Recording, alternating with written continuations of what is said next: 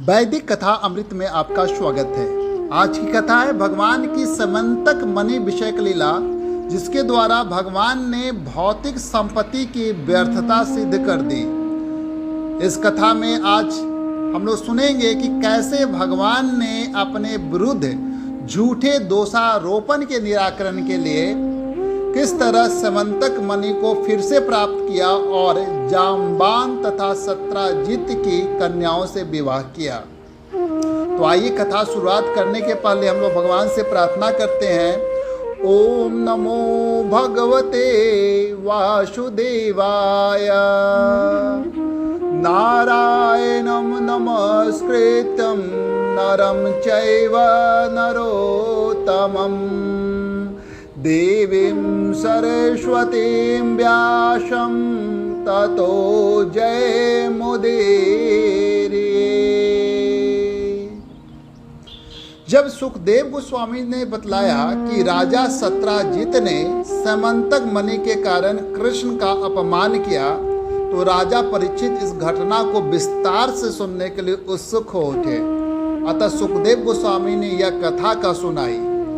राजा सत्राजित ने अपने परम शुभचिंतक सूर्य देव की कृपा से समंतक मणि प्राप्त की।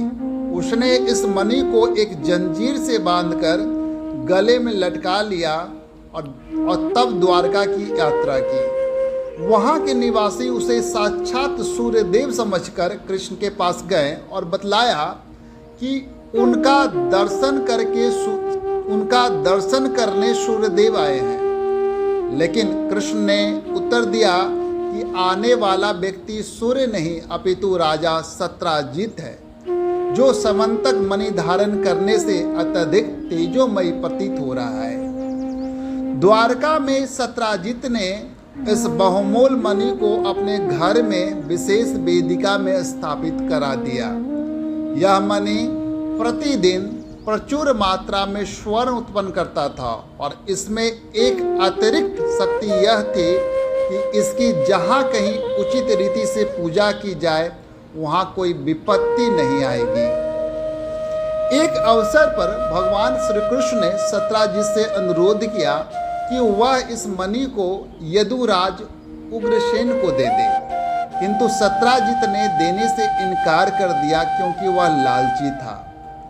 इसके कुछ काल बाद सत्राजित का भाई प्रसेन घोड़े पर सवार होकर और अपने गले में समंतक मणि पहनकर शिकार खेलने गया। मार्ग में एक सिंह ने उसे मार डाला और उस मणि को एक पहाड़ी गुफा में ले गया, जहां वृक्षराज जाम्बान रह रहे थे। जाम्बान ने उस सिंह को मार डाला और उस मणि को अपने बेटे को खेलने के लिए दे दिया। जब राजा सत्राजित का भाई नहीं लौटा तो राजा ने यह मान लिया कि कृष्ण ने समंतक मणि के लिए उसे मार डाला है। जब कृष्ण ने जनता में फैली इस अफवाह को सुनी तो अपने नाम से कलंक छुड़ाने के लिए वे कुछ नागरिकों के साथ प्रसेन को खोजने निकले। उसके पैरों के निशानों का पीछा करते करते उन्होंने उसके शरीर तथा उसके घोड़े को मार्ग पर पड़ा देखा। उसके आगे उन्होंने जाम्बान द्वारा मारे गए सिंह के शरीर को देखा। भगवान कृष्ण ने नागरिकों से गुफा के बाहर रहने के लिए कहा और स्वयं पता लगाने गुफा के भीतर गए। भगवान जब जाम्बान की गुफा में घुसे तो देखा कि वह समंतक मणि एक बालक के पास पड़ा था, किंतु जब कृष्ण ने वह मणि लेना चाहा तो बालक की धाई भयभीत होकर चिल्ला पड़ी, जिससे तुरंत ही वहां जाम्बान आ गए। उन्होंने कृष्ण को समान व्यक्ति समझकर उनसे लड़ना शुरू कर दिया। दोनों लगातार 28 दिनों तक लड़ते रहे। तब तक जाम्बान भगवान के प्रहार से निर्बल हो गया। तब यह समझ कर कि कृष्ण भगवान हैं, जाम्बान ने उनकी प्रशंसा करनी शुरू कर दी। भगवान ने अपने कर कमलों से जाम्बान का स्पर्श करते हुए उसके भय को दूर किया और मणि के बारे में सारी बातें बतलाई। जाम्बान ने अत्यंत श्रद्धापूर्वक वह मणि भगवान को भेंट कर दिया और साथ में अपनी कुमारी कन्या जामवती भी भेंट कर दी। इस बीच कृष्ण के संगी गुफा के बाहर 12 दिनों तक उनके बाहर आने की प्रतीक्षा करने के बाद निराश होकर द्वारका लौट गए।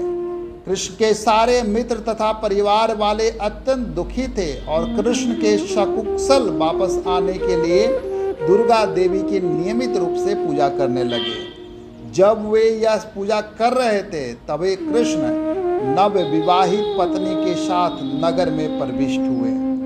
उन्होंने सत्राजित को राजसभा में बुलवाया और सैमंतक मणि पाने की सारी कहानी सुनाकर उसे वह मणि वापस कर दिया।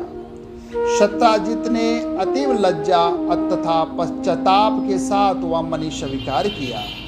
वे अपने घर चला गया और उसने निश्चय किया कि भगवान के चरण कमलों पर किए गए अपराध के प्रायश्चित स्वरूप वह न केवल वह मणि उन्हें दे देगा अपितु अपनी कन्या भी दान में देगा।